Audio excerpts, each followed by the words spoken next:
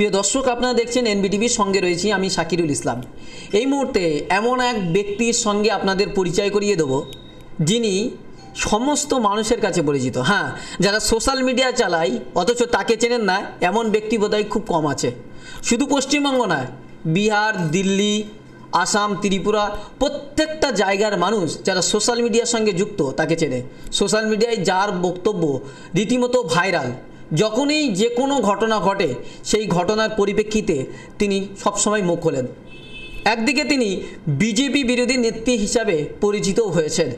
আমরা কথা বলছি সেই বিখ্যাত সোশ্যাল মিডিয়ার ভাষ্যকর, বিখ্যাত সোশ্যাল মিডিয়ার বক্তা স্বপ্না ভাদুড়ির সঙ্গে আজ প্রথম এনবিটিভির পর্দায় মুখোমুখি সাক্ষাৎকার নিতে চলেছি। দিদি, প্রথমেই এনবিটিভির পর্দায় আপনাকে স্বাগত জানাচ্ছি। আমিও প্রথমে নমস্কার বলবো। খুব খুশিতে আজকে এনবিটিভির এই চ্যানেলের মাধ্যমে আজকে আমাকে ইন্টারভিউ নেওয়া হচ্ছে। আমাদের শাকিরুল ভাই আমাকে ইন্টারভিউ নেওয়ার জন্য এসছে। তার জন্য আমি শাকিরুল ভাইকে আমাদের বাংলার শুধু 10 কোটি জনগণ না, আমি ভারতবর্ষের 130 কোটি জনগণের তরফ থেকে এবং আমার তরফ থেকে জানাই এনবিটিভির ফেসবুক পেজকে, চ্যানেলকে এবং শাকিরুল ভাইকে অনেক অনেক ধন্যবাদ এবং ভালোবাসা। আজ প্রথম দেখা, অনেক দিনে আপনার সঙ্গে পরিচয়, কিন্তু আজকে প্রথম দেখা, কতটা ভালো লাগছে বা কেমন লাগছে এখন? কেমন? সব থেকে বড় কথা একটা আমার খুব আনন্দ লাগছে যে আমার ভিডিও যেসব আমার ভাইয়েরা প্রথম চালিয়েছিল, হয়তো তারা ব্যস্ত আছে, তারা ব্যস্ততার মধ্যে হয়তো আসতে পারিনি বা তাদের সঙ্গে আমার এখনও কোনো রকমভাবে সামনাসামনি দেখা হয়নি। তো তাদের সঙ্গে ফোনে কথা হয়েছে কিন্তু সামনাসামনি দেখা হয়নি। কিন্তু আজকে শাকিরুল ভাই, তোমার সঙ্গে যে আমার দেখা হলো, মানে তুমি আমার ভিডিও লাস্টে ছেড়েছিলে কিন্তু তুমি আজকে আমার সঙ্গে প্রথমে দেখা করতে এসেছো, তার জন্য আমি আরও বেশি খুশি। প্রথমে একেবারে আমরা এবারে আলোচনা বা প্রশ্ন পর্বে চলে যাব। বেশ কয়েকদিন ধরে একটা কথা মানুষের মাধ্যমে ছড়িয়ে পড়েছে যে স্বপ্না ভাদুড়ি নাকি তৃণমূলে যোগ দিচ্ছেন, কতটা সত্য? যারা বলেছে নিশ্চয়ই কথাটা একদম 100% ঠিক, কারণ তারা প্রত্যেকেই জানে যে স্বপ্না ভাদুড়ি যে প্রতিবাদ করতো সে কখনোর জন্য ন্যায়কে অন্যায় বলে না আর অন্যায়কে ন্যায় বলে না। অন্যায় যেটা দেখেছে সেটাই স্বপ্না ভাদুড়ি তুলেছে। তো আমি প্রত্যেকটা টাইমই আমি দেখতে পেরেছি যে বিজেপি 2014 থেকে আসার পরে যেভাবে অন্যায় অত্যাচার চালু করেছে, শুধু আমাদের পশ্চিমবঙ্গে না, আমাদের ভারতবর্ষের প্রত্যেকটা রাজ্যে, প্রত্যেকটা স্টেটে, প্রত্যেকটা গ্রামের মধ্যে, প্রত্যেকটা মানুষের সঙ্গে যে অন্যায় অত্যাচার চালু করেছে, সেই অন্যায় অত্যাচার দেখে আমি সহ্য করতে না পেরে আমি বাধ্যতামূলক প্রতিবাদ করতে বাধ্য হয়েছি এবং আমি নিজে সেইটাকে বিচার করেছি যে আজকে আমরা যেহেতু আমি বাংলার বাংলা মেয়ের সন্তান, বাংলার মাটিতে আমার জন্ম, আমি বাংলার মাকে ভালোবাসি, বাংলার মাটিকে ভালোবাসি, বাংলার জনগণকে ভালোবাসি এবং আমি মা মমতাকে ভালোবাসি। এই কারণেই যে মা মমতা আজকে পশ্চিমবাংলার মাটিটাকে যেভাবে উনি উন্নয়ন দিচ্ছেন 2011 থেকে, তো আমি সেইখানে এই বিজেপির অত্যাচারের এই মাটিতে দাঁড়িয়ে আমি ন্যায় পথে যিনি আজকে 2011 থেকে এই মাটিটাকে চালিয়ে চলছেন, চালিয়ে যাচ্ছেন এই সোনার বাংলার মাটিটাকে, মা মাটি মানুষ তৃণমূল কংগ্রেস ক্ষমতায় এসে, তার জন্যই আমি নিজে বেছে নিয়েছি যে আমার জন্য ঠিক আছে মা মাটি মানুষ তৃণমূল কংগ্রেস। আমি মা মমতাকে শ্রদ্ধা করি, মা মাটি মানুষকে আমি ভক্তি করি, আমি আমার পশ্চিমবঙ্গের জনগণকে ভালোবাসি, ভক্তি করি, প্রত্যেকটা স্বজাতি মেয়ে সন্তানকে আমি সম্মান করি, ভালোবাসি। তাই আমি মা মাটি মানুষের যোগ আমি দিচ্ছি, এটা একদমই 100% সত্যি। পশ্চিমবঙ্গে আসার পরে সরাসরি দমদমে ঠাঁই নেওয়া, দমদমে কি উদ্দেশ্য নিয়ে একেবারে দমদমে আশ্রয় কেন? অন্য জায়গায় রয়েছে তো পশ্চিমবঙ্গে। আচ্ছা, প্রথম কথা হচ্ছে অনেক আছে, পার্টির মধ্যে অনেক নেতা নেত্রী অনেকেই থাকে যে বলে যে হ্যাঁ আমাকে বলে না, যে কোনো মানুষকে আমি উদাহরণ দেবো যে হ্যাঁ এইটা আপনাকে আমি করে দেবো বা এইটা আপনাকে সাহায্য করবো, এইটাতে আপনাকে এই পার্টিতে আপনাকে যুক্ত করে দেবো। তো এইভাবে অনেকেই অনেক লম্বা লম্বা চওড়া গল্প দেয়, বড় বড় ভাষণ দেয়, বড় বড় কথা বলে। তো আমি একটা কথাই দেখলাম যে আমি আজকে এই দমদম সৌরভপ্রিয় দাদার কাছে আমি এসছি কেন, এই ব্যাপারটা যেহেতু আমাকে জিজ্ঞেস করা হলো তার জন্য উত্তরটা আমি দেব। আমাদের সৌরভপ্রিয় দাদা প্রত্যেকের ওনার নাম হচ্ছে সৌরভপ্রিয় দত্ত, একজন মা মাটি মানুষের অত্যন্ত লড়াকু সৈনিক মা মমতার। তো এবং আমাদের প্রত্যেকের ভালোবাসার দাদা। তো সৌরভপ্রিয় দাদা এতটা নিষ্ঠা একজন মানুষ, খুবই একদম সৎ মানুষ, একজন প্রচণ্ড ভালো মানুষ। আমি একটা কথাই বলতে পারি যে ওই সৌরভপ্রিয় দত্ত দাদার মধ্যে মান এবং হুঁশ আছে। তো যার জন্য আজকে উনি আমাকে এইভাবে সাহায্যের হাত বাড়িয়ে দিয়েছে। উনি আজকে আমাকে মা মাটি মানুষে আমাকে যুক্ত করার জন্য উনি চিন্তাভাবনা নিয়েছেন, উনি আমাকে এখানে থাকার ব্যবস্থা করে দিয়েছেন, উনি আজকে আমাকে মা মাটি মানুষে আমি কাজ করব সেই সুযোগ সুবিধাগুলো উনি আমাকে করে দিচ্ছে। তো আমি আমার 10 কোটি জনগণের তরফ থেকে আমাদের সৌরভপ্রিয় দত্ত দাদাকে আমি এনবিটিভির চ্যানেলের মাধ্যমে আমি আমাদের সৌরভপ্রিয় দাদা দত্তকে আমি অনেক অনেক ধন্যবাদ জানাই এবং আমি দাদাকে প্রথমে প্রণাম জানাই, যেহেতু উনি একজন সিনিয়র, উনি একজন মানে আমাদের একজন গুরুজন বলতে পারি আমি, কারণ আমার থেকে উনি সিনিয়র একজন মানুষ, একজন পলিটিক্যালিতে প্রচুর দিন আছে। তো সৌরভপ্রিয় দাদাকে একটাই কথা বলবো যে আমাদের প্রত্যেকের ভালোবাসার দাদা ছিল, এখনও আছে, আগামীতেও থাকবে। এই মানুষটার মধ্যে কখনোর জন্য কোনো রকম আমার মনে হয় কোনো বদল হবে বা কোনো রকম রং চেঞ্জ হবে। মানুষটা অত্যন্ত সৎ এবং নিষ্ঠাবান মানুষ। একেবারে সৌরপ্রিয় দাদার হাত ধরেই কি তৃণমূলে যোগ দিচ্ছেন? হ্যাঁ, আমি সৌরভপ্রিয় দাদার হাত ধরেই আমি তৃণমূলে যোগ দেব, অলরেডি দিয়েছে। কিন্তু একটা কথাই, আমি যদি মা মাটিকে ভালোবাসি, আমাকে যে সেই মা মাটির সিম্বলটাকে নিয়েই আমাকে রাস্তায় উঠে বলতে হবে যে আমি মা মাটিতে কাজ করি বা আমি মা মমতার হয়ে আমি কাজ করতে চাই বা আমাদের পশ্চিমবঙ্গ হয়ে কাজ করতে চাই, পশ্চিমবঙ্গের জনগণের জন্য কাজ করতে চাই, সেটা কোনো কথা না। একটাই কথা, যদি আমি মনে ভক্তি করি তাহলে পরে অবশ্যই আমি মা মাটিতে যুক্ত না হয়েও আমি মা মমতার মানে মা মাটি মানুষ, তৃণমূল কংগ্রেস আমাদের প্রত্যেকের ভালোবাসার পার্টি, আমরা সেই পার্টিকে আমরা শ্রদ্ধা ভক্তি করে আমরা কাজ করতে পারি যে কোনো মানুষ। একেবারেই বরাবরই স্বপ্না ভাদুড়ি বিজেপি বিরোধী, এবং বিজেপির বিরুদ্ধে বিজেপির যে কোনো ভুল সামনে আসতো স্বপ্না ভাদুড়ি সর্বপ্রথম মুখ খুলতো। এই মুখটা সোশ্যাল মিডিয়ায় বারবার দেখা গেছে।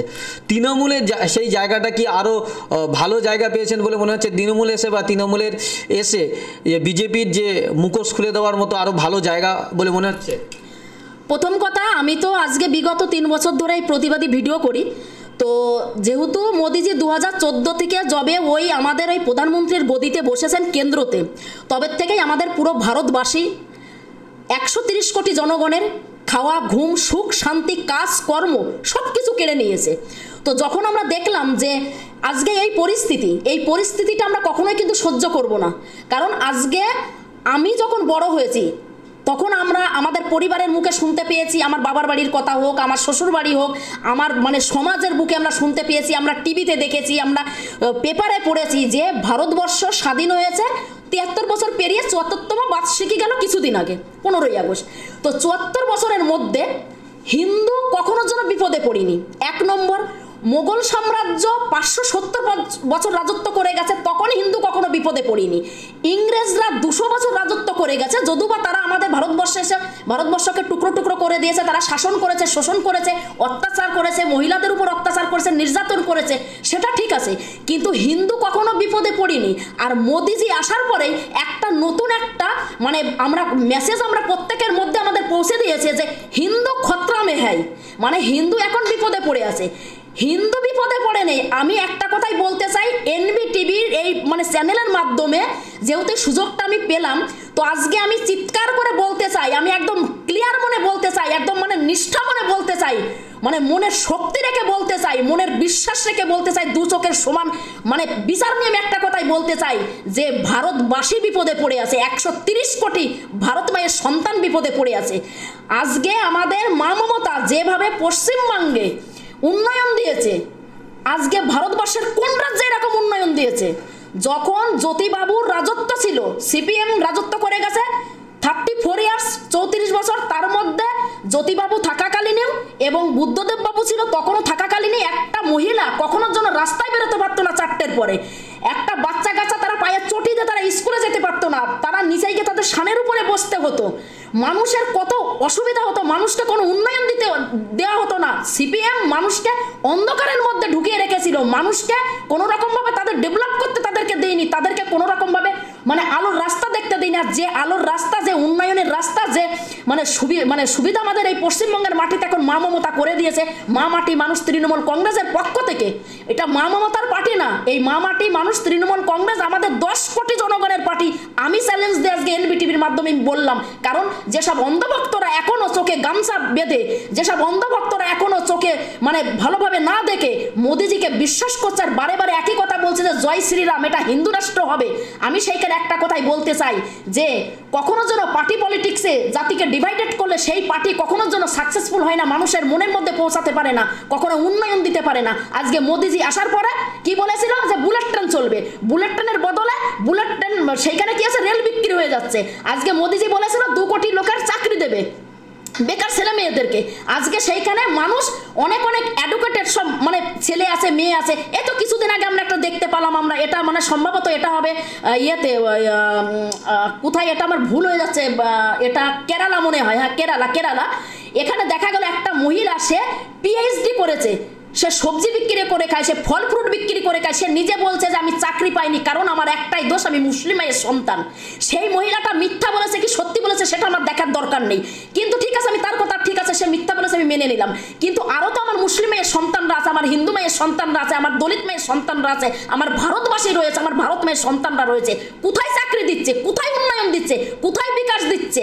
আজকে গরিব মায়ের সন্তানরা তারা পড়াশোনা করে তারা বর্ডারে গিয়ে বর্ডারে তারা পাহারা দিচ্ছে, আর সেখানে যখন শহীদ হচ্ছে তখন সেইখানে সুরক্ষা মন্ত্রী আমাদের রাজনাথ সিং জি কি করছেন, আজকে লাদাখের বর্ডারে গিয়ে সেখানে লেবু লঙ্কা ঝুলিয়ে বলছে যে আমাদের ভারতবর্ষের দিকে যেন কোনো রকম ভাবে কেউ খারাপ দৃষ্টিতে না দেখে। এবং আমাদের প্রধানমন্ত্রী জি নিজে বলেছেন, আমাদের সম্মানীয় আমাদের প্রত্যেকের ভালোবাসার প্রাইম মিনিস্টার আমাদের মোদিজি কি বলেছেন যে আমাদের ভারতবর্ষের জমির মধ্যে চাইনার সৈনিকরা কখনো যেন আসেনি। তাহলে আমি একটা কথা বলতে চাই, আমাদের যে 20 জন আমার বাংলা মায়ের সন্তানরা আজকে আমাদেরকে ছেড়ে আমাদের ভারত মায়ের জন্মভূমির মাটি ছেড়ে আজকে চলে গেল, কাদের গাফিলতির জন্য গেল? আমি বলবো এই 20 জন আজ আমার বাংলা মেয়ের সন্তান শহীদ হয়েছে তার জন্য পুরো দায়ী হচ্ছে কেন্দ্র সরকার, মোদিজি, অমিত শাহজি, সুরক্ষা মন্ত্রী রাজনাথ সিং জি। এছাড়া আমাদের ভারতীয় সৈন্যদেরকে বলা হয়েছিল যে তোমাদের হাতে কোনো রকম কোনো কিছু নিয়ে যাবে না, তোমরা খালি হাতে তাদের সঙ্গে কথা বলবে। কেন এই কথা বলা হলো? তাহলে এখানে তাদের কি তাদের মনে হচ্ছে তারা সবকিছু নিজেরাই কথাবার্তা পরামর্শ করে আমার ভারতে মানে আমাদের ভারতীয় সৈন্যদেরকে 20 জনকে পাঠিয়েছিল, তবেই তারা আজকে শহীদ হলো?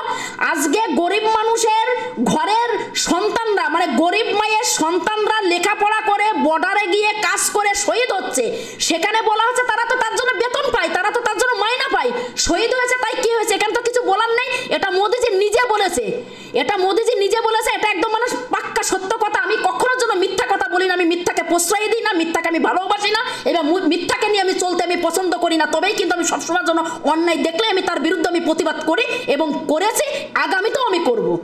আপনি তো তৃণমূলে যোগ দিচ্ছেন, কিন্তু বিজেপির নেতা নেত্রীরা বলছেন, সুজাতা খাঁ যে এখানে বিষ্ণুপুরের সংসদের স্ত্রী, তিনি বলছেন যে মমতা ব্যানার্জিকে নবান্নের 14 তলায় থেকে গঙ্গাসাগরে ফেলে দেব, এবং তিনি সাদা শাড়ি পরে পশ্চিমবাংলার একটা পেট নিয়ে ঘুরে বেড়াচ্ছে। কি বলবেন এটা নিয়ে? আমি এই সুজাতাকার ব্যাপারটা বলতে সত্যি কথা ঘেন্না লাগে, কারণ এদেরকে আমি মানুষের মধ্যে ধরি না। হয়তো ওর হাজব্যান্ড এমপি হতে পারে, হয়তো ওর হাজব্যান্ড ওকে বড় বাংলোতে রাখতে পারে, হয়তো ওর হাজব্যান্ড বড় বড় ইয়েতে গাড়িতে চড়াতে পারে, হয়তো ওরা বড় বড় ইয়েতে দিল্লিতে গিয়ে বড় বড় বাংলোতে গিয়ে উঠতে পারে, সেটা ওদের ব্যাপার। কর্মক্ষেত্রের জন্য প্রত্যেকেই যায়, যেসব এমপি আছে তারা অবশ্যই যায়, যেসব রাজনৈতিক দলের যারা যুক্ত আছে বড় বড় পদে তারা অবশ্যই যায়। কিন্তু এই না যে আমি একজন এমপির বউ বলে আমি যা তা বলবো সেইটা বাংলার লোক মেনে নেবে। আমার মনে হয় সেই রকম বাংলা মেয়ের সন্তান আমাদের বাংলার মাটিতে নেই। এই সৌমিত্র খায়ের ওয়াইফ সুজাতা খা লকডাউনের সময় যখন রাষ্ট্রপতি ভবনের সামনে ইন্টারভিউ দিচ্ছে একজন হিন্দি চ্যানেলের একজন সাংবাদিক এক ভাইকে, তখন তাকে বলছে যে আমাদের পশ্চিম বাংলার মাননীয় মুখ্যমন্ত্রী রাষ্ট্রপতি ভবন পশ্চিম বাংলায় দেয়নি। এটা তো লজ্জাজনক ঘটনা, কারণ রাষ্ট্রপতি ভবন কখনো কলকাতায় থাকবে আর পার্লামেন্ট দিল্লি থাকবে, এটা কখনো হয়? আমি প্রথম কথা বলবো যে সুজাতা খাকে প্রথমে ওনাকে অঙ্গনারী স্কুলে ভর্তি করা ইমিডিয়েটলি প্রয়োজন আছে, না হলে একটা বাংলার কিন্তু একটা কালচারের ব্যাপারটা চলে আসছে, বাংলার একটা সম্মানের ব্যাপারটা চলে আসছে। এছাড়া সুজাতা খা যখন ফ্লাইটে করে যখন দিল্লি থেকে এই পশ্চিমবাংলার মাটিতে পা দিয়েছিল বিমানবন্দরে, তখনও একটা ছবি পোস্ট করেছিল এবং সেই ছবিটা এমনভাবে পোস্ট করেছে যে একটা যে ছবি পোস্ট করেছে ওই ছবিটা আমার মনে হয়, এবং ও যখন রাষ্ট্রপতির ভবনের সামনে লং একটা ফ্রক পরে ও ওইখানে দাঁড়িয়ে ইন্টারভিউ দিয়েছিল, ওই ড্রেসগুলো আমার মনে হয় কখনোর জন্য রাজনৈতিক দলে কখনোর জন্য শোভা পায় না। ওই ড্রেসগুলো মানে টলিউডের টালিগঞ্জের ওই গেটের ধারে কিন্তু গেটের সামনে কিন্তু শোভা পায়। তাই বলে আমি ক্ষমা চাই প্রথমে টালিগঞ্জের প্রত্যেক অভিনেতা অভিনেত্রী প্রত্যেকের কাছে, আমি কিন্তু ওনাদেরকে ইনসাল্ট করছি না, জাস্ট এটা আমি উপমাতে বলে দিচ্ছি। আমি কোনো কাজকে আমি কখনো ছোট আমি কাউকে বলবো না, তার জন্য আমি ক্ষমা চাই সবার কাছে। আজকে সুজাতাকা নিজে বলেছে যে ও নাকি অত্যন্ত শিক্ষিত, ও নাকি সব থেকে শিক্ষিত, ওর হাজব্যান্ড নাকি সব থেকে শিক্ষিত। এছাড়া আজকে আমাদের মা মমতাকে যেভাবে ইনসাল্ট করে, ওরা লোকসভা ভোটের সময় বলেছিল এই সুজাতা খা এবং রাজকুমারী কেশরী যার বাড়ি কাঁচরাপাড়া, একজন বিজেপির একজন এলাবেলা চেলা নেত্রী, ওরা দুজনে একসঙ্গে বলেছিল ওই বীরভূমে একটা জনসভার মঞ্চে ওই বিষ্ণুপুরে যে আমরা যখন মাটি পাবো 19-এ তখন লোকসভা ভোটের সময় তখন মুখ্যমন্ত্রীকে গলায় দড়ি দিয়ে কুকুরের মতন টেনে টেনে তাদের রাস্তায় আমরা মারবো। আমি সুজাতা খাকে এবং আমি রাজকুমারী কিশোরীকে, এছাড়া আমি প্রাইম মিনিস্টার থেকে উপর লেভেল থেকে নিচু লেভেল অব্দি মন্ত্রী, নেতা, নেত্রী, এলা বেলা চেলা দালাল যারা অন্ধভক্ত, আমি প্রত্যেকের একটা কথা বলতে চাই যে মমতা বন্দ্যোপাধ্যায় মানে আমাদের মা মমতা বাংলার বুকে একজনই জন্ম নিয়েছিলেন। আশা করি মা মমতার মতন কেউ যদি হতে চান তাকে অনেক পাহাড় পেরোতে হবে, তাকে অনেক মানে দূরে যেতে হবে, তাকে অনেক কিছু তাকে ত্যাগ করতে হবে, তাকে অনেক কিছু কষ্ট সহ্য করতে হবে, তাকে অনেক মানে কি বলবো অনেক কিছু সহ্য করে মানুষের মধ্যে তাকে মানে পরিবারের মতন হয়ে তবেই কিন্তু সেই জায়গায় আসতে পারবে। আশা করি মা মমতা মনে হয় এই পশ্চিমবাংলার মাটিতে দ্বিতীয় কেউ হবে বলে আমার মনে হয়, আমার সেটা জানা নেই। আজকে মা মমতাকে যেভাবে ইনসাল্ট করে, এই তো শান্তনু বোস, তারপরে সৌমিত্র খা, অর্জুন সিং, দিলীপ ঘোষ, মুকুল রায়, শঙ্কুদেব পান্ডে, এরা যেভাবে কথা বলে যে 14 তলা মানে নবান্ন 14 তলা মুখ্যমন্ত্রী চালাতে পারছে না, মুখ্যমন্ত্রীকে অনুরোধ করবো যে 14 তলাটা আমাদেরকে হ্যান্ডওভার করে দিক, আমরা পশ্চিমবাংলা চালাচ্ছি। আমি এনবিটিভির ফেসবুক পেজের এই চ্যানেলের মাধ্যমে আমি গ্যারান্টিতে বলবো বিজেপি সরকারের 14 তলা তো দূরের কথা, ভারতবর্ষের 14 ইঞ্চি মাটি চালানোর ক্ষমতা বিজেপি সরকারের নেই, কেন্দ্র সরকারের নেই, অমিত শাহজির নেই, মোদিজির নেই, মানে এক কথায় বলতে পারি ভারতীয় জনতা পার্টির কোনো ক্ষমতা নেই 14 ইঞ্চি মাটি চালানো। 14 তলা তো দূরের কথা, মা মমতার কাছে আসতে হলে এখনো 100 খানা জীবন তাকে নতুন করে নিতে হবে, তবেই মা মমতার জায়গায় সে আসতে পারবে। বিজেপি নেত্রী অগ্নিমিত্রা বলছেন যে শান্তিনিকেতনে নাকি শান্তিনিকেতনের বিশ্বভারতীতে নাকি অশ্লীল কাজ চলে, কি বলবেন এটা নিয়ে? এখানে আমি একটা কথা বলতে চাই যে যেহেতু আমাদের শান্তিনিকেতনের যে বিশ্ববিদ্যালয়, আমাদের রবীন্দ্রনাথ ঠাকুর উনি বিশ্ব কবিগুরু, ওনাকে প্রথমে আমি শ্রদ্ধা জানাই, প্রণাম জানাই, ভক্তি জানাই এবং আমি ওনাকে ভালোবাসা জানাই। তো আজকে ওইখানে যে পৌষমেলাটাকে নিয়ে উঠেছে, ওখানে পৌষমেলা হয়, ওখানে নানা রকম দোকানপাট আসে, নানান জায়গা থেকে লোকজন আসে, অনেক ব্যবসাদাররা ওখানে কিছু জিনিসপত্র বিক্রি করে তাদের কিছুটা টাইমও পার হয় এবং আমাদের সোনার বাংলার যে ঐতিহ্য যে জিনিসটা সেটাও আমরা কিছুক্ষণের জন্য, আমরা কিছুদিনের জন্য সেটাকে আমরা দেখতে পারি, আমরা আনন্দ উপভোগ করতে পারি। এছাড়া আমাদের কবিগুরু আমাদের রবীন্দ্রনাথ ঠাকুর উনি সবসময়ের জন্য খোলা আকাশের মানে খোলা জায়গায় বসতে ভালোবাসতেন, উনি প্রাকৃতিক পরিবেশটাকে খুব পছন্দ করতেন। তো তার জন্যই ওনার কিন্তু ওই জায়গাটা কোনো রকমভাবে পাশি লোক আমরা কখনোর জন্যই শুধু পশ্চিমবঙ্গবাসী না, আমরা কোনো ভারতবাসী কিন্তু আমরা চাই না। কারণ আমি ভারতবাসী এই কারণেই বললাম যে আমাদের প্রথমে আমাদের রবীন্দ্রনাথ ঠাকুর কিন্তু প্রথমে নোবেল পুরস্কার পেয়েছেন, তো উনি তো বিশ্বকবি, তো বিশ্ব তো দূরের কথা, আমি শুধু ভারতবর্ষের কথা বললাম যে ভারতবর্ষের কোনো জনগণ চাই না যে ওখানে পাশি লোক। এছাড়া অগ্নিমিত্রা পাল, ওনাকে দেখতে পাচ্ছি কিছুদিন ধরেই 2-4 মাস হয়েছে একটু লাফালাফিটা বেশি করছে। উনি তো কাপড় চোপড় সেলাই করতো, কোথায় ব্লাউজ করতো, কোথায় শাড়ির ফলস লাগাতো, কোথায় শুট সেলর তৈরি করতো, কোথায় কাপড় চোপড়ের অ্যাড দিত। হঠাৎ করে লাফ মেরে দেখছি যে ফেসবুকের পেজে, ইউটিউবের পেজে সবসময়ের জন্য এক এক সময় টিভি চ্যানেলে এক একটা উল্টোপাল্টা কথা বলে হেডলাইনে থাকার চেষ্টা করছে। আর অগ্নিমিত্রা পালের মতন একজন ভদ্র মহিলা কখনোর জন্য রবীন্দ্রনাথ ঠাকুরের সম্বন্ধে উনি জানতে পারে, এইটুকু আমাদের মনে হয় কোনো বাংলাভাষীর আমাদের মনে হয় না যে উনি কিছু জানে।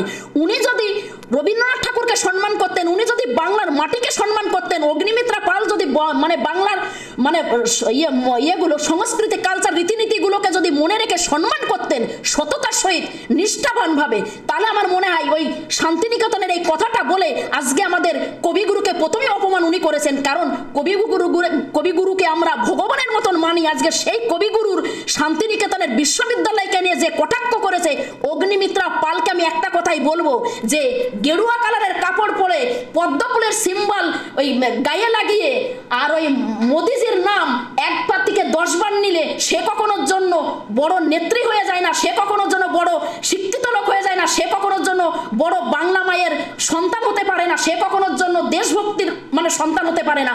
দেশকে যে ভক্তি করে সে কখনোর জন্য মানুষের মধ্যে তারা কখনোর জন্য লড়াই বাঁধানো, ঝগড়া বাঁধানো, মানুষের মধ্যে বিভেদ বাঁধানো এগুলো কখনো করতে পারে না। তো একটা কথাই বলবো যে যেখানে প্রধানমন্ত্রী ড্রেস দেখে বলে দেয় যে কে পাকিস্তানি, কে বাংলাদেশি, কে আফগানিস্তানি, যে প্রধানমন্ত্রী ড্রেস দেখে বলে দেয় যে কে কোন ধর্ম পালন করে, হিন্দু ধর্ম না মুসলিম ধর্ম না খ্রিস্টান ধর্ম, আর সেই প্রধানমন্ত্রীর এলাবেলা চেলা সব দালালরা আর কতটা ভালো মেসেজ দেবে বাংলা মেয়ের সন্তানদেরকে এই মাটিতে থেকে। তো আমি এই অগ্নিমিত্রা পালকে আমি ধিক্কার জানাই, আমি ঘেন্না জানাই এই ধরনের নেত্রীকে।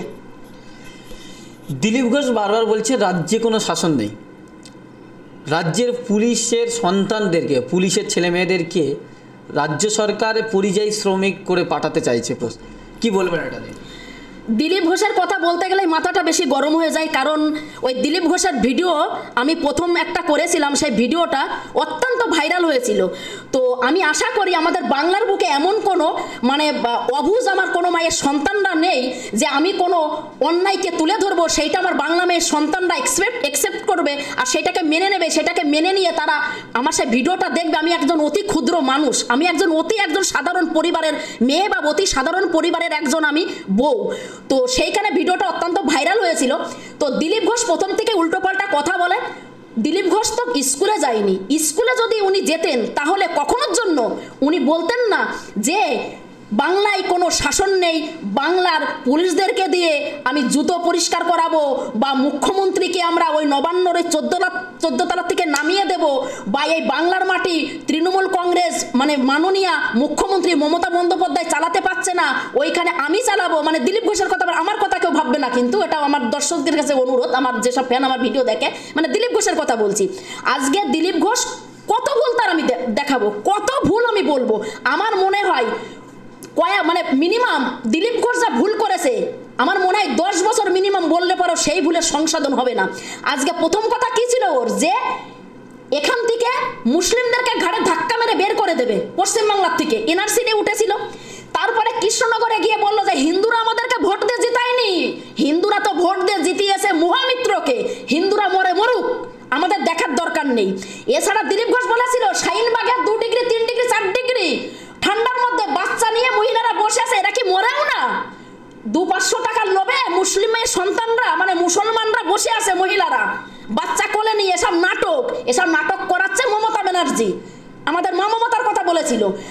আমি সেখানে একটা কথা বলতে চাই, এরা হচ্ছে এমনই মানে মন্ত্রী মানে নেতা, এরা হচ্ছে এমনই, এরা পার্টি করে, এরা এমনই মানে পার্টির এরা মানে শিক্ষা নিয়েছে যে এরা সবসময়ের জন্য সন্ত্রাসবাদী তৈরি করতে ভালোবাসে, এরা সবসময়ের জন্য লড়াই বাঁধাতে ভালোবাসে, এরা সবসময়ের জন্য মানুষের মধ্যে কাটাকাটি করতে ভালোবাসে, এরা সবসময়ের জন্য মানুষকে শান্তি থেকে অশান্তিতে নিয়ে আসে, মানুষকে আলোর থেকে অন্ধকারে নিয়ে আসে, মানুষকে সুখ শান্তিতে থাকা এরা দেখতে পারে না। কারণ আজকে ভারতবর্ষের যেখানে 2014 থেকে এটা হচ্ছে 2020 সাল সেপ্টেম্বরের আজকে হচ্ছে 8 তারিখ, আজ অব্দি ভারতবর্ষের যে জায়গায় যে স্টেটে অশান্তি হোক, লড়াই হোক, খুন হোক, মার্ডার হোক, মহিলাদের উপর অত্যাচার হোক, প্রত্যেকটা জায়গায় বিজেপি আরএসএস যুক্ত। তাহলে সেই বিজেপি সরকার কখনো যেন ভারতবর্ষের উন্নয়ন দিতে পারে? সেই বিজেপি সরকার কখনো যেন মহিলাদের সুরক্ষা দিতে পারে? সেই বিজেপি সরকার কখনোর জন্য মানে এই অর্থনীতি ব্যবস্থা মানে সুন্দর সচলাচল করতে পারে? সেই বিজেপি সরকার কখনো যেন মানুষের সুখ শান্তি ফিরাতে পারে? তার জন্য আমি একটা অনুরোধ করবো, এনবিটিভির ফেসবুক পেজের চ্যানেলের মাধ্যমে আমি একটা কথাই বলবো, আমি শুধু পশ্চিমবঙ্গবাসীকে বলবো না, আমি ভারতবাসীকে একটা কথা বলতে চাই। এখন আমাদের সময় আছে, যেহেতু বিহারে এই তো ভোট আসছে, বিধানসভা ভোট, তারপরে আমাদের পশ্চিমবাংলায় বিধানসভা ভোট আসছে, প্রত্যেকটা স্টেটে যেমন ভোট আসছে, একটা স্টেটে ভোট দিয়ে আমাদেরকে দেখিয়ে দিতে হবে যে ভারতবর্ষের জনগণ বিজেপিকে কি ভালোবাসে না ভালোবাসে না, ভারতবর্ষের জনগণ বিজেপিকে চাইছে না চাইছে না। এই তো কিছুদিন আগে যখন আমাদের দিল্লিতে ভোট হলো, আমাদের কেজরিওয়াল উনি তো মুখ্যমন্ত্রী আবার পুনরায় হলেন, সেখানে স্বরাষ্ট্রমন্ত্রী বলেছিলেন অমিত শাহজি। এবার অমিত শাহজির একটুখানি পরিচয় আমি প্রথমে বলে দিই, যে অমিত শাহজি এবং আমাদের প্রধানমন্ত্রী 2002-এ গুজরাটে রক্তের বন্যা ডেকে দিয়েছিল, কত মহিলারা প্রেগনেন্ট অবস্থায় তাদেরকে খুন করা হয়েছিল, হাত ওদের রক্তে লাল হয়ে গেছিল। সেটা কিন্তু আমার কথা, আমি তো এখন বলছি, এছাড়া আমি এর আগে ভিডিওতেও বলেছি, কিন্তু এই কথা কিন্তু সাক্ষাৎ মুকুল রায়, যিনি মাটি মানুষ তৃণমূল কংগ্রেস থেকে সুন্দর পার্টি পলিটিক্স শিখে আজকে সেখান থেকে গোলাপি পাতার নোটের লোভের জন্য আজকে বিজেপি পার্টিতে রাতারাতি চলে গেছে, সেইখানে গিয়ে বলছে যে মমতা ব্যানার্জি একদম বাংলা চালাতে পারছে না, বাংলা আমরা বিজেপি সরকারই আমরা চালাবো। সেই মুকুল রায় বলেছিল, আজকে সেই মুকুল রায়কে তাকে সুন্দর সুস্থভাবে একদম আনন্দ সহিত তাকে ওয়েলকাম করে বিজেপি পার্টিতে ডেকে নিয়েছে। ঠিক আছে, সেটা তার ব্যাপার, আমি সেই ব্যাপারে কিছু বলবো না, অন্যায় করলে আমি সেটা তুলে ধরবো।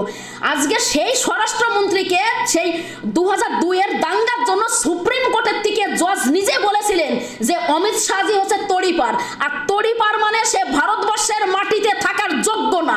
আজকে টাকার জন্য, বলের জন্য অন্যায় অত্যাচার করে জায়গা করে নিয়েছে, মানুষের মিথ্যার প্রতিশ্রুতি দিয়ে, মিথ্যা কথা বলে, লোভ লালসা দিয়ে, মানুষকে ভয় দেখিয়ে, হুমকি দিয়ে, নানান রকম কথা বলে আজকে ভোটে জিতে আজকে সে স্বরাষ্ট্রমন্ত্রী হয়েছে। এটাই সব থেকে কষ্ট লাগে যে যে দেশের মানে স্বরাষ্ট্রমন্ত্রী এত তার নামে কেস আছে, আর সেই কেস অবস্থায় তাকে আজকে স্বরাষ্ট্রমন্ত্রী করা হয়েছে। এর জন্য আমাদের নিজেকে কষ্ট লাগে যে আমরা সেই দেশের বাসিন্দা। আজকে প্রধানমন্ত্রী মহিলাদেরকে কি মানে দেবে, সম্মান দেবে? সে নিজে বিয়ে করে সে বইয়ের সঙ্গে সে সংসার করতে পারলো না, আবার সে বড় বড় কথা বলে বেটি বাঁচাও বেটি পড়াও, সবকা সাথ সবকা বিকাশ সবকা বিশ্বাস। আরে নিজের বউকে ঘরে রাখতে পারলো না সুস্থ সুন্দরভাবে তাকে সম্মান দিয়ে, সে অন্য মহিলাদেরকে কি সম্মান দেবে? আজকে যেভাবে যে হায়দ্রাবাদ প্রিয়াঙ্কা রেড্ডি তাকে রেপ করে তাকে জ্বালিয়ে পুড়িয়ে কিভাবে তাকে খুন করা হলো, কই সেই ব্যাপারে তো কোনো রকম কিছু হলো না। লাস্টে কি হলো? সেখানে এনকাউন্টারে তাদেরকে সেই খুনি যারা তাদেরকে মারা হলো। আজকে যে কিছুদিন আগে বিকাশ দুবে তাকে এনকাউন্টারে মারা হলো, কেন মারা হলো? যখন সে গাড়িতে করে যাচ্ছে অটোমেটিক গাড়ি চেঞ্জ হয়ে যাচ্ছে, সেটা কি রিমোটের গাড়ি? যখন রিপোর্টার যাচ্ছে রিপোর্টারকে রাস্তার মাঝে দাঁড় করিয়ে দিচ্ছে, কেন? তার গাড়ি যেতে যেতে উল্টে কি করে গেল?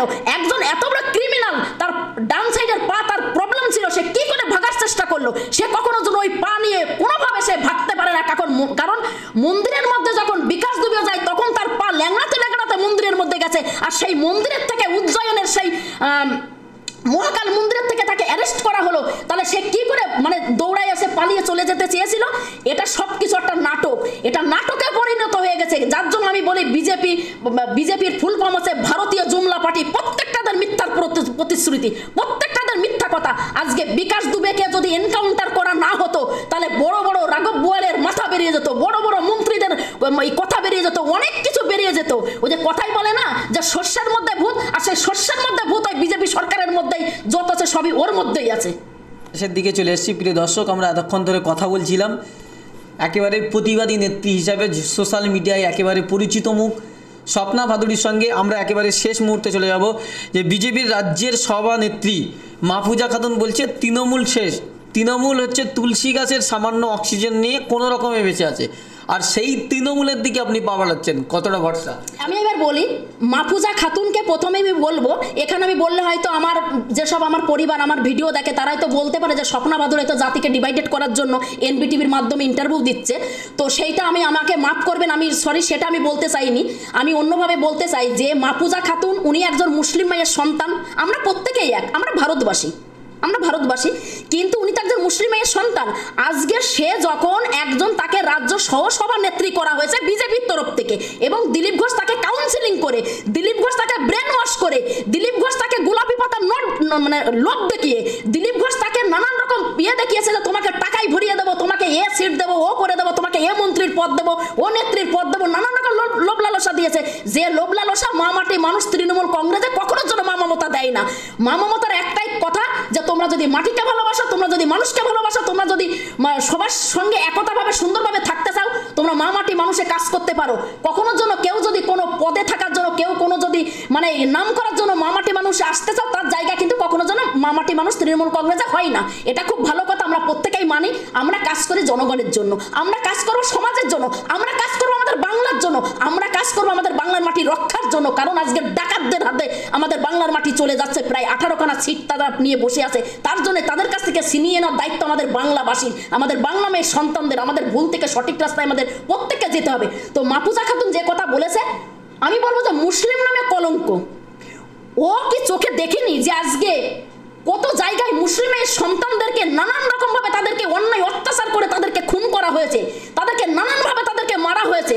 আমি একটা উপমা দিই, উদাহরণ দিই। এই যে ডাক্তার কাপিল খান, এই যে সেপ্টেম্বরের 3 তারিখে ওনাকে যে মুক্তি দিল, তো আমাদের প্রত্যেকের খুব মনে আনন্দ। আমি কাপিল খানকে নিয়েও ভিডিও করেছিলাম। তো আমি সব থেকে বড় আমি আনন্দ পেয়েছি যে আমাদের ভারতবাসী আমরা প্রত্যেকেই আমরা আওয়াজ তুলেছিলাম। আজকে ডক্টর কাপিল খান তিনি একজন সাক্ষাৎ ভগবান বলবো। ভগবান কখনো যেন আকাশের থেকে নিচে এসে পড়ে না। উনি প্রত্যেকটা মানুষের দুঃখ বুঝতো, উনি প্রত্যেকটা মানুষের পরিবারের মধ্যে নিজের পরিবারের ভেবে প্রত্যেকের কাছে পৌঁছে যেত। আজকে কাপিল খানকে কেন জেলে ভরে রাখা হলো 8 মাস? তার কিন্তু একটাই দোষ, সে কিন্তু ইসলামিক ধর্মের সন্তান। তার একটাই দোষ, সে কিন্তু তার নামের লাস্টে তার পদবী খান। তার কিন্তু একটাই দোষ, সে কাপিল খান, সে মুসলিমের গর্ভে জন্ম নিয়েছে। তার কিন্তু একটাই দোষ, সে 250 বাচ্চার জীবন বাঁচিয়েছিল। তার কিন্তু একটাই দোষ, নিজের টাকা সে খরচ করে 250 অক্সিজেন সিলিন্ডার নিয়ে এসেছিল। তার একটাই দোষ, সে আলিগড়ে জামিয়া ইউনিভার্সিটির সামনে এনআরসির বিরুদ্ধে সে প্রতিবাদ করেছিল। এইটাই যে তার দোষ। কিন্তু এইটা কিন্তু আজকে মানে পাক্কা, ওই যে কথাই বলে না, আল্লাহ যেখানে থাকে, ঈশ্বর যেখানে থাকে, সেখানে কখনোর জন্য কোনো রকম ভাবে কেউ কিছু করতে পারে না। মানে কি বলে, ভগবানের মার আর দুনিয়ার বার, আল্লাহ যেখানে আছে, ঈশ্বর যেখানে আছে, সেখানে ভারত মেয়ের আশীর্বাদ আছে, ভারতবাসীর আশীর্বাদ আছে, এবং যে মায়ের গর্ভে ওই ডক্টর কাপিল খান জন্ম নিয়েছে সেই মায়ের আশীর্বাদ আছে, ভালোবাসা আছে। তাই আজকে ডক্টর কাপিল খান মুক্তি পেয়েছে। আজকে ডক্টর কাপিল খানকে কোর্টের থেকে বলা হয়েছে যে সে যেসব কথা বলেছিল সেটা কোনোভাবে সে রাষ্ট্রবিরোধী কথা বলেনি, বরঞ্চ সে মানুষের অধিকার নিয়ে আওয়াজ তুলেছিল। আজকে যদি কাপিল খানের বদলে অন্য কোনো নন বেঙ্গলি হতো, তাদেরকে জেলে থাকতে হতো না, তাদেরকে বরঞ্চ মঙ্গল গ্রহে জমি কিনে রেখে দিত। আর ডক্টর কাপিল খান মুসলিমের সন্তান বলে আজকে তাকে স্বর্গের থেকে তাকে নরকে ঢুকিয়ে রেখেছিল। তাকে পাঁচটা দিন তাকে খেতে দিনি, তাকে জল দিনি, তাকে কিভাবে তার উপরে টর্চার করা হয়েছে। কেন? সে একজন ডাক্তার মানুষ, আমরা প্রত্যেকেই জানি একটা ডাক্তার ভগবানের সমান হয়, কিন্তু তার উপরে যে অত্যাচার হয়েছে শুধু তার উপরে না, ভারতবর্ষে প্রত্যেকটা জায়গায় কেউ কখনো মুসলিমদের বোরখা পরে পাকিস্তান জিন্দাবাদ বলছে যেন মুসলিমদের উপর অত্যাচার হয়, কেউ কখনো বোরখা পরে মন্দিরে তরল নিয়ে ঘুরে বেড়াচ্ছে যেন মুসলিমদের উপর অত্যাচার হয়, কেউ কখনো বোরখা পরে মন্দিরে গিয়ে মাংস রেখে আসছে যেন মুসলিমদের উপর অত্যাচার হয়। অর্জুন সিং কখনো বলছে যে এরা হচ্ছে টেরোরিস্ট, মুসলিমরা থাকাকালীনই ভারতবর্ষে কখনো যেন শান্তি হবে না। এছাড়া এদের আজান বন্ধ করতে হবে, কারণ আজান যদি বন্ধ না করে তাহলে শব্দ দূষণ হচ্ছে। এছাড়া চাইনার থেকে নাকি করোনা ভাইরাস এসে নাকি ওই বিজেপি সরকারের প্রত্যেকের যেসব মানে এলাবেলা সেলা নেতা নেত্রী মন্ত্রী আছে তাদেরকে নাকি অ্যাটাক করবে। তাহলে আমার একটাই কথা আমি বলতে চাই যে আমার একটা কথা যে নিয়ম হবে, সব কিছু সঠিক নিয়ম হবে, একদম সমান বিচার হবে। কারণ ভারতবাসী 130 কোটি জনগণ যদি ভোট দিয়ে মোদী সরকারকে গঠন করতে পারে, তাহলে সেই 130 কোটি ভারতবাসীর জন্য সমান বিচার হওয়া উচিত, প্রথম কথা। দ্বিতীয় কথা, ভারতবর্ষের মাটিতে হিন্দু, মুসলিম, শিখ, সাই, দলিত, আদিবাসী প্রত্যেক স্বজাতি মায়ের সন্তানের রক্ত দিয়ে যদি ভারতবর্ষ স্বাধীন হয়, তাহলে সেই ভারতবর্ষের মাটিতে মুসলিমদের উপরে কেন অত্যাচার করা হচ্ছে, মুসলিমদেরকে কেন অধিকার দেওয়া হবে না, মুসলিমদেরকে কেন দেশদ্রোহী বলা হবে? আমার এটা তো 2 নম্বর প্রশ্ন গেল। 3 নম্বর প্রশ্ন বলছে যে জীব হত্যা মহাপাপ, এটা আমরাও জানি যে জীব হত্যা মহাপাপ। তাহলে জীব হত্যা মহাপাপ যদি আমরা প্রত্যেকে ভেবেই থাকি, আমরা সবাই ঠিক আছে আমরা মেনে নিলাম, তাহলে পরে মাছের দোকান বন্ধ করতে হবে, তারপরে যেখানে তোমার হচ্ছে ছাগল কাটছে সেই দোকান বন্ধ করতে হবে, মুরগির দোকান বন্ধ করতে হবে, যেখানে গরু কাটাচ্ছে সেখানে বন্ধ করতে হবে, যেখানে মোষ কাটাচ্ছে সেখানে বন্ধ করতে হবে। কিন্তু সেটা ক্ষমতা নেই কাউরির করার। কেন ক্ষমতা নেই? আজকে মোদী সরকার কোটি কোটি টাকা ইনকাম করে খাচ্ছে, এই ভারতবর্ষের থেকে হাজার হাজার কিলো গরুর মাংস যাচ্ছে বিদেশে। আজকে ভারতবর্ষ প্রথম স্থান অধিকার করেছে ব্রাজিলকে ছাড়িয়ে। তাহলে সেই ব্রাজিলকে ছাড়িয়ে যদি ভারতবর্ষ গরুর মাংস রপ্তানিতে 1 নম্বর থাকে, তাহলে সেই মাংসর টাকার ট্যাক্সগুলো কোন সরকার খাচ্ছে? আমাদের মুসলিমের সন্তানরা খাচ্ছে না কেন্দ্রে যারা বসে আছে তারা খাচ্ছে? এর জবাব আমাকে দিতে হবে। আজকে 4খানা শপ আছে, মাংসের যে দোকান আছে 4খানা শপ, সেই লাইসেন্সগুলো মুসলিমের সন্তানদের নামে করা আছে। কেন? হঠাৎ করে যেন মানুষ বোঝে যে না এরা মুসলিমরা ব্যবসা করছে। হয় না, কখনো শাক দিয়ে মাছ কখনো ঢাকা যায় না, মাছের গন্ধ কিন্তু অবশ্যই বেরোবে। আজকে ব্যবসা করছে ব্রাহ্মণরা, মানে নর্থ বেঙ্গলি, তারা করছে, হিন্দুরা ব্যবসা করছে, আর ওদিকে মুসলিমের সন্তানদের নামে লাইসেন্স হচ্ছে, মুসলিমের সন্তানদের নামে দোকানের নাম লেখা হচ্ছে। কেন? একই ভারতবর্ষের মাটিতে একটাই সংবিধান থাকবে, আমরা কখনো যেন দুটো নিয়ম আমরা চালাতে দেব না। আজকে এই যে কিছুদিন আগে এই যে রাম মন্দিরে যে শিলান্যাস পুজো করলেন আমাদের সম্মানী আমাদের ভারতবর্ষের প্রাইম মিনিস্টার মোদিজি, সেখানে পাট হয়ে শুয়ে নমস্কার করছে রামচন্দ্রজিকে। ওখানে রামচন্দ্রজিকে নমস্কার করে মোদিজি একটা কথাই বলেছে, হে প্রভু রাম, আমি তো ভারতবাসীকে অন্ধকারে ঢুকিয়ে দিয়েছি, হে প্রভু রাম, আমি তো ভারতবর্ষের প্রত্যেকের কাজকর্ম নিয়ে নিয়েছি, হে প্রভু রাম, আমি তো প্রত্যেকের আগুন ধরিয়ে দিয়েছি জাতির মধ্যে, আমার শুধু হিন্দু বাদে, তো তুমি আমাকে ক্ষমা করো। এইটাই কিন্তু ওখানে রাম মন্দিরে বলার জন্য মোদিজি গেছিল। কারণ পাপ না কখনোর জন্য মাফ করে না, কোনো কাউকে মাফ করে না। এই যুগের ফল এই যুগেই তোমাকে বহন করে যেতে হবে। তুমি যদি অন্যায় করো তোমাকে সেই ফল বহন করতে হবে, তুমি যদি ন্যায় করো তোমাকে সেই ফল বহন করতে হবে। আজকে জুতো পায়ে আমাদের সম্মানীয় আমাদের প্রণব বাবুকে শ্রদ্ধাঞ্জলি জানিয়েছে, আরে এই দেশের প্রধানমন্ত্রী এই রকম জঘন্য কাজ করে, এটা আমরা কখনো মেনে নিতে পারি? আমাদের সাক্ষাৎ আমাদের সম্মানীয় আমাদের প্রণব বাবুকে অপমান করেছে জুতো পরে। কারণ এই একটাই দোষ, যে উনি যে বাঙালি। আজকে যদি বাঙালি না হতো, আজকে যদি গুজরাটের কেউ এইভাবে শহীদ হতো, তাকে জুতো খুলে তাকে শ্রদ্ধাঞ্জলি জানাতো। কিন্তু আমাদের প্রণব বাবু আমার বাংলা মায়ের সন্তান, ওনাকে আমরা প্রত্যেকে শ্রদ্ধা ভক্তি করি, ওনাকে সম্মান করতাম আমরা, বা এখনো মনে মনে করি। উনি আজকে আমাদের মধ্যে নেই, তার জন্য আমরা দুঃখিত। আজকে ওনাকে জুতো পরে শ্রদ্ধাঞ্জলি জানিয়েছে। এই ধরনের প্রধানমন্ত্রী আমরা চাই না। যে প্রধানমন্ত্রী শিলান্যাস পুজোতে গিয়ে গাছ বৃক্ষরোপণ করে জুতো পরে, সেই দেশের প্রধানমন্ত্রীকে প্রধানমন্ত্রী বলে ঘেন্না লাগে, লজ্জা লাগে, নিজেকে দ্বিধা লাগে, নিজেকে ঘেন্নাবোধ মনে লাগে। আজকে প্রধানমন্ত্রীকে নিয়ে একটা সাংবাদিক বলেছে, টুডে নিউজের একজন মহিলা সাংবাদিক বলেছে যে ইন্দ্রের রথে যেমন রামচন্দ্রজি মা সীতাকে রাবণের থেকে লড়াই করে যুদ্ধ করে নিয়ে এসেছিল এই অযোধ্যার এই মাতৃভূমির মাটিতে, ঠিক তেমনি হেলিকপ্টারে মোদিজি ওই সারথীর মতন হয়ে, সারথী হয়ে আজকে এই হেলিকপ্টারে নামছে। নিউজ ইন্ডিয়ার মানে টুডে নিউজ ইন্ডিয়ার বলেছিল একজন ভদ্রমহিলাই বলবো, কারণ আমরা তো এইভাবে শিক্ষা পাইনি। তো উনি এই কথা বলেছিল।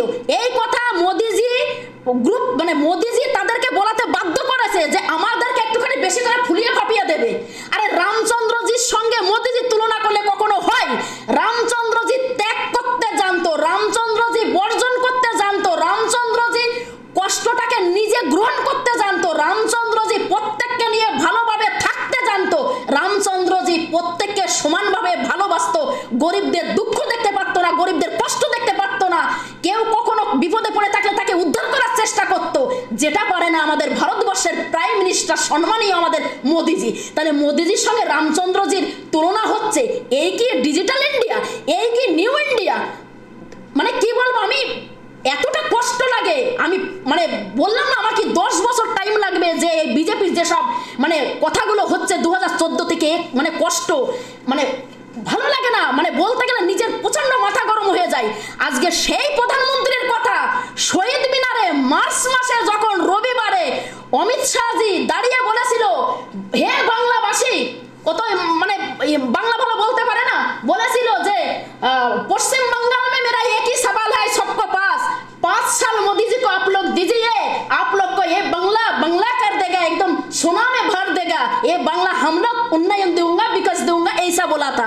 আমি বাংলায় বলে দিই যে 5 বছর আমাদেরকে দাও মোদিজিকে, মোদিজি সোনায় সোহাগা করে দেবে। কিন্তু ও কথা অমিত শাহজি ওটা বলতে চাইনি।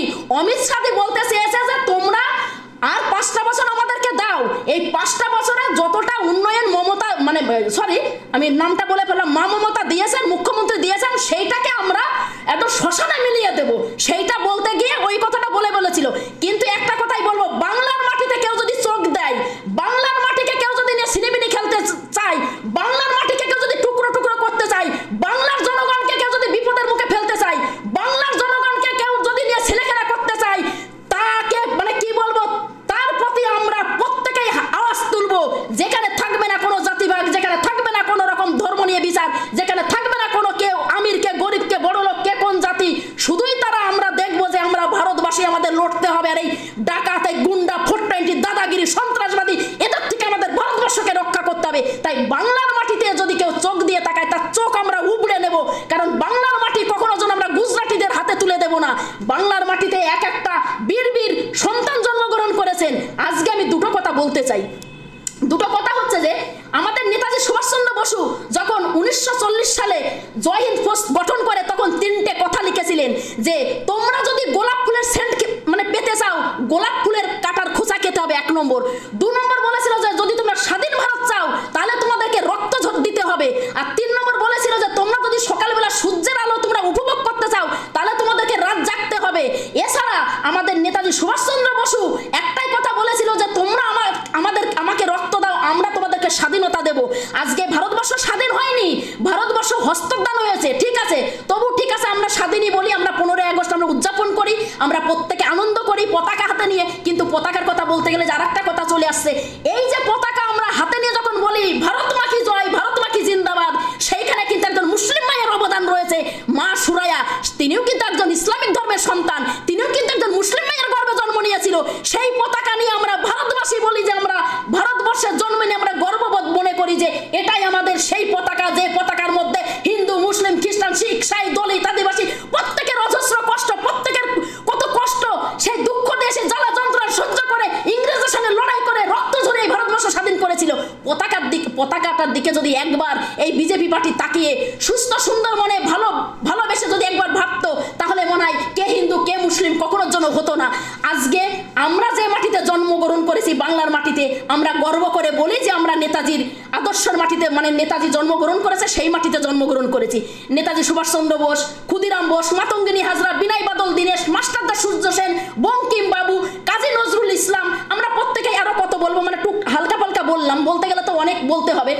আমরা সেই মাটিতে আমরা জন্ম নিয়েছি, আমরা গর্ববোধ মনে করি। কিন্তু বিজেপি সরকারের যেসব মেন মন্ত্রীগুলো রয়েছে তাদেরকে কিন্তু একটা কথাই বলতে হবে যে আমরা যে মাটিতে জন্ম নিয়েছি সেই মাটিতে সাভারকারের জন্ম, সেই মাটিতে গোলওয়ারকারের জন্ম, সেইখানে নাথুরাম গডসের আদর্শ আমরা পালন করি। যেখানে আমাদের মৌলানা আবুল কালাম আজাদ যখন জেলে ছিল তখন জওহরলাল নেহরু বলেছিলেন যে মৌলানা আবুল কালাম আজাদ তোমার ওয়াইফ অসুস্থ, তুমি ইংরেজদের কাছে পিটিশন দিয়ে তুমি দেখতে যেতে পারো। কিন্তু সেই মুসলিম মেয়ের সন্তান মৌলানা আবুল কালাম আজাদ বলেছিল যে আমার মা একদিকে আর আমার বউ একদিকে, আমার বউয়ের জন্য আমার মাকে আমি বলিদান দিতে পারবো না, কিন্তু আমার মায়ের জন্য আমার বউকে বলিদান দিতে পারবো, কারণ আমার মা লোহার শেকলের মধ্যে বাঁধা রয়েছে, আর সেই লোহার শেকলের থেকে উদ্ধার করার জন্যই কিন্তু প্রতিবাদ করেছিলাম, তার জন্যই আমাকে আজকে জেলে ভরে রেখে দিয়েছে। আমার বউ আগে না, আমার মা আগে, আমার ভারত মাকে আগে রক্ষা করতে হবে। এছাড়া যখন আমাদের নেতাজি সুভাষচন্দ্র বসুকে 3 বার গুলির থেকে বাঁচিয়েছিল আমাদের নিজামুদ্দিন স্যার, উনি তো মুসলমান মানুষের সন্তান, যখন কিংসপটকে হত্যা করতে পারলো না আমাদের ক্ষুদিরাম বোস, তাকে কে হত্যা করলো? হত্যা তো করলো শের আলী খান, সেও তো একজন মুসলমান মায়ের সন্তান। যখন ভগৎ সিংকে যখন জজ বলেছিলেন ইংরেজদের জজে, হে ভগৎ তুমি 150 বছর আমাদের ইংরেজের শাসন চলছে আর তুমি আমাদেরকে বোম দিচ্ছ, আমাদের বিরুদ্ধে প্রতিবাদ করছো কেন? তখন ভগৎ সিং বলেছিল, হে জজ আমি একটা কথা আপনাদের আজকে কোর্টে দাঁড়িয়ে বলতে চাই, মোগল সাম্রাজ্য 570 বছর রাজত্ব করে গেছে, রাজত্ব করে তারা সোনার চিড়িয়া করে রেখে গেছিল, সোনার ভারতবর্ষ করে রেখে গেছিল, সেই সোনার ভারতবর্ষের লোভ লালসার শিকার হয়ে আজকে 7 সমুদ্র 13 নদী পার হয়ে ভারতবর্ষটাকে টুকরো করতে করতে তোমরা চলে এসছো লোভ লালসার শিকার হয়ে, কিন্তু আমরা সেটা করতে দেব না। আজকে তোমরা আমাদের মহিলাদের উপর অত্যাচার করছো, আমাদের ভারতবর্ষটাকে শেষ করে দিচ্ছ, আমাদের ভারত মায়ের সন্তানদেরকে জেলে ভরে রেখে দিচ্ছ, তোমাদের উপরে আমরা তোমাদের বিরুদ্ধে প্রতিবাদ করব নাকি মুঘল সাম্রাজ্যের বিরুদ্ধে প্রতিবাদ করব? সেই কথা আমাদের ভগৎ সিং বলেছিলেন।